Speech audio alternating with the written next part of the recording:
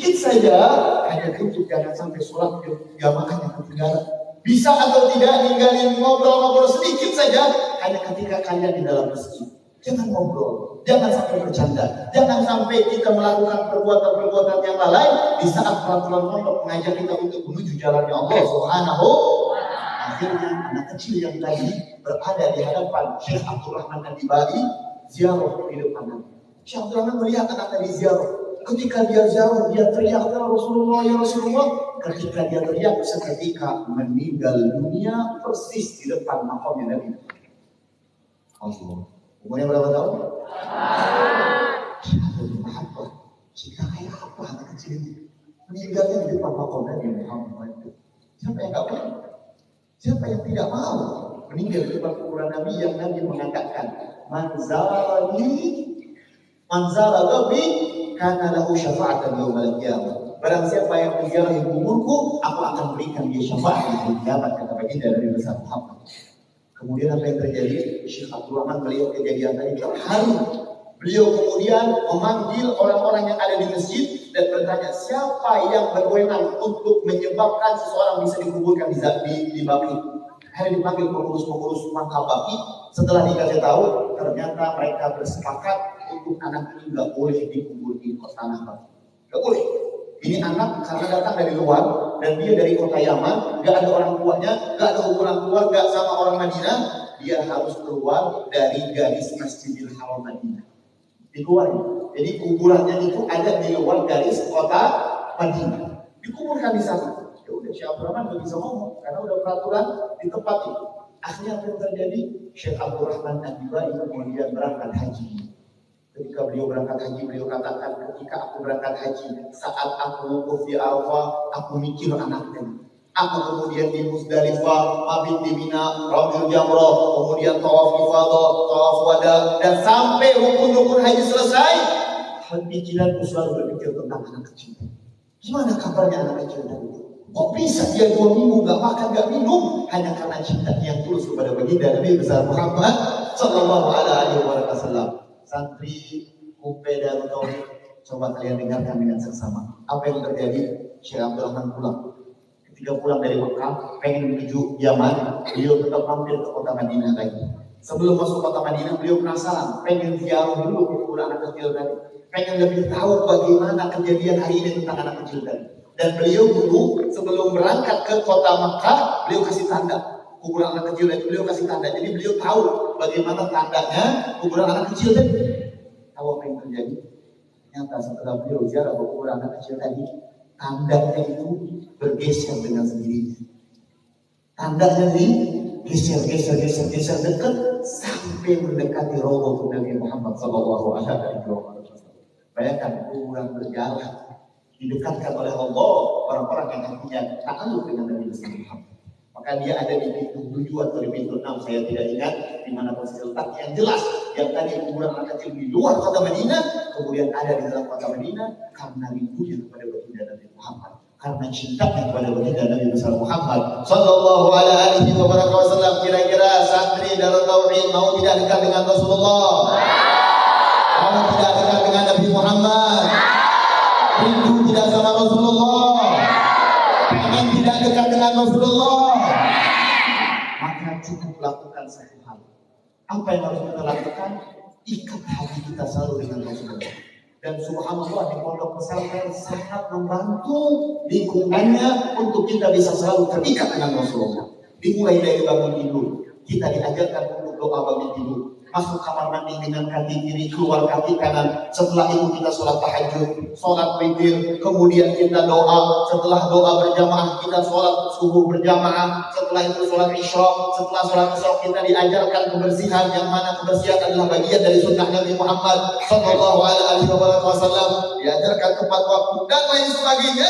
Itu semua adalah keseharian bagi Nabi Muhammad. Tinggal kalian ketika melakukan itu semua, jangan lupa tanamkan di dalam hati ini semua adalah hal-hal yang dilakukan oleh Rasulullah. Maka ketika kalian mau tidur dengan katakan ingat Rasulullah. Ketika masuk kamar mandi kaki kiri ingat Rasulullah. Ketika mau masuk masjid kaki kanan ingat Nabi Muhammad. Ketika kalian sholat berjamaah ingat Rasulullah. Ketika kalian mau belajar ingat Nabi Muhammad. Bersih-bersih pondok ingat Nabi Muhammad. Maka santri yang model semacam ini, santri yang seperti ini, maka dia akan sangat dicintai oleh Allah dan Allah akan tampakkan kesuksesannya sebelum dia keluar pondok. Akan Allah tampakkan kesuksesannya ketika dia belajar sebelum dia keluar pondok. Siapa yang Nabi sedang ceritakan? Al-Habibana Munzir bin Fuad al-Musawa. Kalau kalian lihat di Jakarta ada Habib Munzir bin Fuad al-Musawa. Maaf saya katakan melalui cerita teman-temannya, Habib Munzir bukan orang yang cerdas. Beliau hafal Qurannya cepat, hadisnya cepat, atau ngapal kitab-kitabnya cepat, ranking 1, beliau orang biasa. Bahkan beliau ketika ngapal Quran susah, mau ngapal hadis susah. Tapi kesusahan itu tidak menyebabkan beliau putus asa, tidak menyebabkan beliau berhenti untuk berusaha. Beliau terus berusaha karena di dalam hatinya ada baginda Nabi Muhammad. Yang saya butuhkan kata Habib Munzir bukanlah hasil, tapi yang saya butuhkan adalah proses. Istiqomah dalam proses, karena istiqomah dalam proses akan menghasilkan cinta dari baginda Nabi Muhammad, akan menghasilkan pandangan dari Nabi besar Muhammad sallallahu alaihi wasallam. Maka kita lihat gara-gara Habib Munzir berapa banyak murid-murid Habib Umar yang hari ini mereka pulang dari Hadramut yang kebingungan mau dakwah di mana, tapi di mana pun tempat ada majlis Rasulullah. Ada tempat majlis Rasulullah yang rata-rata itu majlis Rasulullah diisi oleh murid-murid Habib Umar yang dulunya mereka adalah orang-orang ranking 1, yang di pondoknya mereka adalah orang-orang yang tersohor.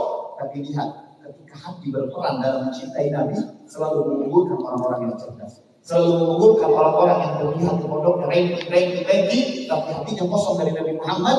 Maka orang yang hatinya dipenuhi cinta dengan Nabi Muhammad akan sangat menjadi yang terdepan dan puncaknya ketika mereka akan minum telaga Kausar Nabi. Mereka adalah golongan yang pertama, mereka adalah golongan yang paling depan meminum telaga Kausar dari telapak baginda Nabi besar Muhammad. Kira-kira mau atau tidak minum telaga Kausar dari tangan Rasulullah? Mau atau tidak?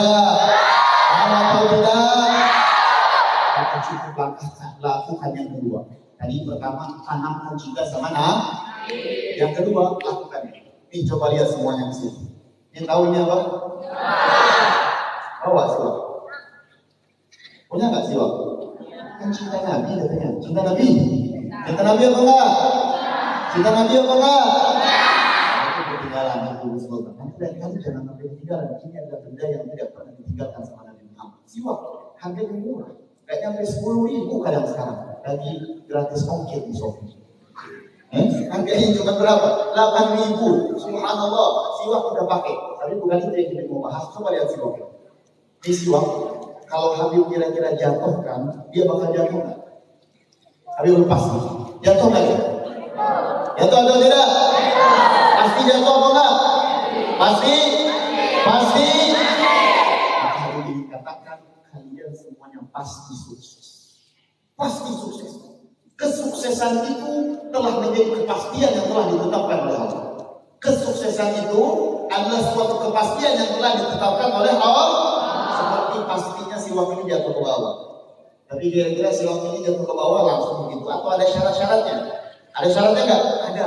Apa syaratnya? Saya harus buka jari jemari saya dulu. Ini jari jemari saya harus buka. Kalau saya tekan gini terus jatuh kan? Jatuh apa enggak? Saya harus bergerak.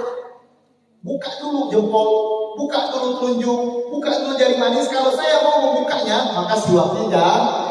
Begitulah kalian. Kalau mau sukses harus bergerak, harus berusaha, harus benar-benar serius. Bangun tidur harus benar-benar lawan hawa nafsu, lawan ngantuk, harus fokus. Cepat-cepat ke kamar mandi, lakukan sholat tahajud. Setelah itu kita sholat subuh. Setelah sholat subuh lakukan apa yang diwajibkan oleh pondok pesantren. Berusaha untuk mentaati setiap peraturan pondok. Orang yang taat sama peraturan pondok, pada hakikatnya dia sudah sampai ke derajat kesuksesan karena dia sudah berusaha. Dan hati-hati ya anak-anak. Kalau melanggar peraturan pondok, kalian telah melanggar Rasulullah. Kenapa aku katakan seperti itu ya? Karena Rasulullah mengatakan, "Man ata'al amir, faqad ata'ani." Siapa yang mentaati panglima perang? Saat itu ada sahabat Nabi muda, dia pemimpin perang. Maka Nabi berkata sama sahabat yang lain, kalau kalian mentaati pemimpin perang kalian, hakikatnya kalian mentaati aku. Tapi kalau kalian bermaksiat dengan pemimpin perang kalian, maka hakikatnya kalian bermaksiat kepada aku. Saat ini kita sedang berperang apa enggak? Berperang apa enggak? Berperang melawan hawa nafsu. Betul apa enggak? Enak sungguh-sungguhnya tidur, enak gak tidur? Tapi di pondok disuruh berperang melawan hawa nafsu, tinggal tidur untuk sholat. Kira-kira makan itu 2 piring pakai Indomie campur telur cabai enak apa enggak? Enak apa enggak? Lagi mau makan enak-enak hujan turun deras, disuruh sholat maghrib, tinggal di hawa nafsu. Kita pada hakikatnya di pondok lagi diajak perang melawan hawa nafsu. Setiap pemimpin pondok, Tuan Guru Salahuddin beserta jajaran beliau, guru-guru, kalau ngasih peraturan sama kita, hakikatnya peraturan untuk melawan hawa nafsu. Kalau kita taat kepada mereka, kita sedang taat sama Rasulullah. Tapi kalau sudah melanggar mereka, peraturan mereka, kita sedang melanggar Nabi Muhammad. Kalau melanggar Nabi Muhammad, bisa tak dia bagi Nabi? Nggak bisa. Bisa nggak minum telaga Kausar dari tangan Nabi? Nggak bisa. Bisa nggak dekat dengan Nabi? Nggak bisa. Karena dia selalu melanggar kepada baginda Nabi besar Muhammad Sallallahu Alaihi Wasallam. Maka tadi untuk sukses harus usaha. Siapin jadwal khusus. Ini udah jam tidur begini. Oh ini jam belajar. Cukup taati peraturan pondok, kalian akan sukses. Tapi siapapun yang sekali-kali melanggar peraturan pondok, Habib saya mau melanggar, alhamdulillah nggak ketahuan. Dia nggak ketahuan sama teman, nggak ketahuan sama guru. Tapi apakah Allah nggak tahu? Apakah Nabi Muhammad nggak tahu? Ketahuan tetap sama Rasulullah. Nggak bakal berkah walaupun dia hafal Quran, walaupun dia ranking 1, walaupun dia kelihatannya pintar dalam segala hal. Tapi kalau melanggar peraturan pondok, ini orang nggak bakal pernah dapat kesuksesan. Ini orang nggak bakal dapat kesuksesan karena tadi dia nggak usaha. Dia tadi tidak berusaha untuk melawan hawa nafsunya. Maka menjatuhkan ini harus usaha. Yang kedua, kalau Habib jatuhkan dari buah atas itu, apakah dia akan jatuh? Ya, kalau Habib sabar. Kalau kita sabar melihat ini betul-betul jatuh ke tanah. Tapi kalau kita nggak sabar, baru melihat dilempar terus kita pergi, jatuh apa enggak? Belum tahu.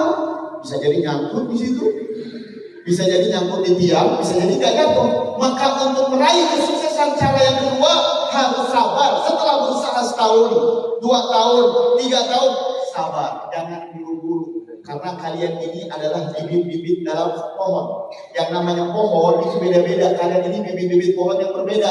Ada pohon yang tumbuhnya cepat, setahun 2 tahun langsung subur, menumbuhkan buah-buahan. Ada lagi pohon yang dia harus 10 tahun. Pohon apa? Yang 10 tahun baru tumbuh, pohon apa? Pohon duren. Wanginya semerbak. Artinya apa? Yang duduk di pondok gak bakal rugi, pasti akan berpanen, pasti akan sukses itu ucapan di rumah. Pasti dia akan sukses, tapi ada waktunya. Caranya sabar. Jangan sampai jangan sampai terburu-buru. Dan sudah aman bahwa kita anak muda ini kalau mau sabar cukup taat sama ustaz. Karena ustaz dan guru yang paling tahu kapan kita udah pantas untuk keluar, kapan kita tidak pantas untuk keluar. Makanya tadi ustaz Tuan Guru Salahuddin mengatakan apa? Banyak yang baru 10 hari sudah mengeluarkan diri. Ya, karena itu mungkin adalah pohon toge. Mungkin itu adalah tanaman toge yang seminggu subur kemudian gak pernah diserang, kayu lagi dia.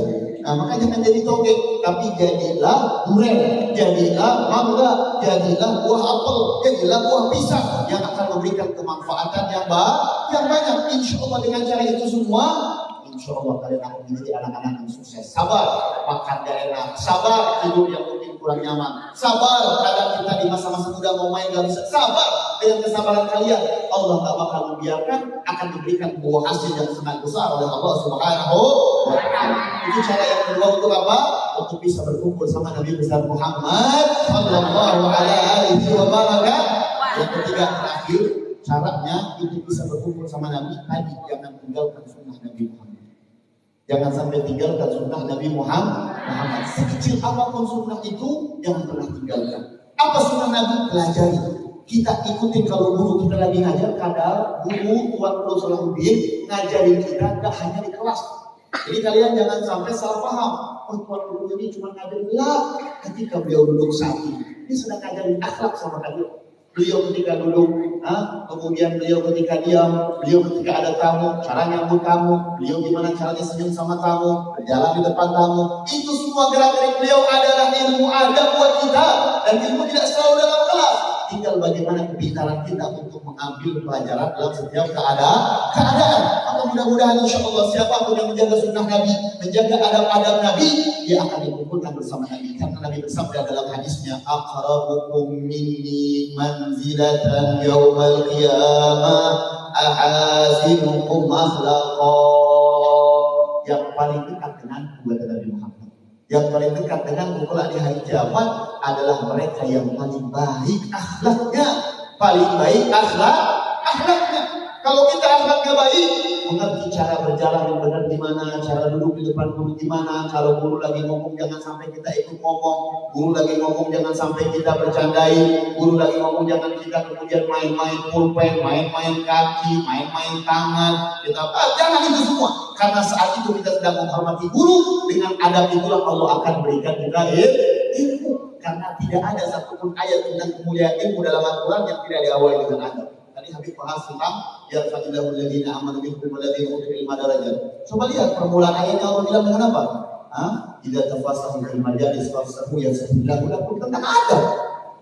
Kemudian qul hal yastawi alladziina ya'lamuna wal ladziina la ya'lamun, itu semua diawali tentang adab. Maka ilmu enggak bakal nempel sama anak yang enggak punya adab. Tapi ilmu akan menjadi suatu hal yang sangat mengejar sesosok orang-orang yang sangat memiliki adab kepada Allah, adab kepada Rasulullah, adab kepada guru-guru. Maka mudah-mudahan insya Allah anak-anak Darut Tauhid menjadi anak-anak yang soleh-solehah, menjadi anak-anak yang ilmunya bermanfaat, menjadi anak-anak yang kelak akan berkumpul bersama baginda Nabi Muhammad, menjadi anak-anak yang kelak akan membanggakan hati baginda Nabi Muhammad, menjadi anak-anak yang kelak akan mewarisi ilmunya baginda Nabi Muhammad sallallahu alaihi wasallam. Dan mudah-mudahan insyaallah kita yang malam hari ini ikut berkumpul menghadiri acara pertemuan ini tidaklah makin dari tempat duduk kita, melainkan dosa-dosa kita diampunkan oleh Allah Subhanahu wa taala. Dan mudah-mudahan kita diberikan kesabaran oleh Allah, diberikan kejujuran oleh Allah, diberikan hati yang tulus dalam mencintai Nabi besar Muhammad, di dalam mencintai Rasulullah, memiliki pengikutan yang sebaik-baik pengikutan. Dan mudah-mudahan kita dijauhkan dari rasa malas, dijauhkan daripada rasa ngantuk di saat-saat belajar, dijauhkan daripada rasa rakus di dalam makan dan minum dan dalam ngobrol. Mudah-mudahan kita terlindung daripada godaan-godaan syaitan dan selalu diberikan ilmu yang manfaat untuk kita semua dan untuk seluruh orang-orang yang ada di lingkungan kita. Amin ya rabbal. Dan mudah-mudahan Allah Subhanahu wa taala berikan kita anak-anak yang meninggal husnul khatimah, menjadi orang-orang yang akan meninggal husnul khatimah, menjadi generasi yang akan meninggal husnul khatimah. Dan mudah-mudahan kita bisa menjadi anak-anak yang meninggal seperti anak yang ada di zaman Syekh Abdul Rahman Bibali, yang hatinya dipenuhi dengan cinta, yang hatinya dipenuhi dengan ketulusan, yang hatinya dipenuhi dengan mahabbah. Dan mudah-mudahan insyaallah Tuan Guru Salahuddin diberikan kesehatan oleh Allah, dipanjangkan umurnya oleh Allah dalam keadaan taat kepadanya, dan diberikan kesabaran untuk menjaga kita, mendidik kita. Dan mudah-mudahan kita menjadi penyejuk mata bagi beliau, dan mudah-mudahan kita menjadi penyejuk mata bagi baginda Nabi besar Muhammad sallallahu alaihi wasallam. Dan Allah berkahi beliau ilmunya, diberkahi waktunya, diberkahi setiap langkahnya. Dan juga kita doakan Al Habib Hashim Barakallah, mudah-mudahan juga diberikan kesehatan oleh Allah, diberikan oleh Allah Subhanahu wa taala penjagaan yang khusus, sebagaimana beliau adalah cucunya, insyaallah bisa senantiasa mengajarkan kita tentang akhlak baginda Nabi Muhammad. Juga kita doakan Haji Novi, mudah-mudahan diberikan kesehatan oleh Allah, diberikan kelancaran oleh Allah, diberkahi segala apa yang beliau miliki. Dan mudah-mudahan Dewan Guru Ustaz Asabila yang membantu Kupai Darut Tauhid ini diberikan oleh Allah Subhanahu wa taala kelapangan dada untuk bisa bersabar menjaga santri-santri, karena yang saat ini kelak kalian sedang jaga adalah orang-orang yang Nabi sallallahu alaihi wasallam sabdakan, la anbiya'aka bika rajulan wahid khairun laka min umarin ni'am. Satu orang dapat hidayah hanya gara-gara ajakan kita, maka lebih baik daripada seakan-akan bersedekah onta merah yang harganya hari ini kurang lebih 700 juta. Kalau kita sedekah uang 700 juta kayaknya nggak mungkin, susah mau ngeluarin uang sedekah 10.000, 5.000, ada 20.000 sama 2.000, kita pasti sedekahnya 2.000 dan 2.000-nya dipilih yang paling lengkap yang mana kadang kalau mau sedekah. Tapi dengan mengajak santri-santri, wahai para ustaz, ustazah, sehingga mereka bisa sholat duha, mereka bisa sholat jamaah, maka ajaran kalian itu pahalanya lebih baik daripada sedekah 700 juta. Kapan kita bisa sedekah 700 juta? Mudah-mudahan insyaallah Ustaz Asadilah dijaga oleh Allah, diberikan perlindungan oleh Allah, diberikan kemampuan oleh Allah untuk bisa selalu sabar dalam menjaga anak-anak Darut Tauhid. Dan mudah-mudahan Allah Subhanahu wa taala jadikan kita semua hamba-hamba yang mendapatkan ridha-Nya. berkumpul dalam keadaan ridha. Rabbana atina fid dunya hasanah wa fil akhirati hasanah wa qina adzabannar. Bi fadli subhanakallahumma wa tahiyyatu fi assalam wa akhiru da'wana alhamdulillahi rabbil alamin bi sirril Fatihah. أعوذ بالله من الشيطان الرجيم بسم الله الرحمن الرحيم الحمد لله رب العالمين الرحمن الرحيم مالك يوم الدين إياك نعبد وإياك نستعين اهدنا الصراط المستقيم صراط الذين أنعمت غير المغضوب عليهم ولا الضالين آمين رب اغفر لي ولوالدي آمين ربنا تقبل منا إنك أنت السميع العليم وتب علينا إنك أنت التواب الرحيم دعوة سبحانك اللهم وتحيتهم فيها السلام وآخر دعوانا الحمد لله رب العالمين. Poin yang mau disampaikan tadi apa? Intinya untuk bisa kumpul sama Nabi, pertama selalu hadirkan Nabi dalam hati kita. Yang kedua semangat dan bersabar. Yang ketiga terus terikatlah dengan sunnah-sunnah Nabi. Insya Allah kita akan menjadi santri yang sukses dunia akhirat. Mudah-mudahan 3 poin tadi menjadi motivasi buat kita. Mudah-mudahan diberikan berkah dalam setiap langkah kita. Wassalamualaikum warahmatullahi taala wabarakatuh.